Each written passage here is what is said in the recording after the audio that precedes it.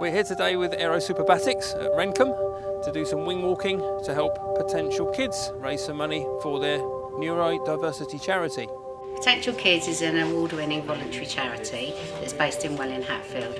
We support neurodiverse young children, families and siblings. We provide social activities as well as sports activities and educational activities for our children and young people. There are 5 of us flying today, my 2 godsons, a friend and one of the PK staff from their IT department. When we take off speed is about 70 miles an hour, climb at 80, we don't go any slower than 80 miles an hour throughout the whole flight. For the display flight, we go up to 160 miles an hour, which is necessary. Obviously, when we dive for a loop, we have to get loads of speed on, so we've got enough to get round over the top, make it a nice round loop.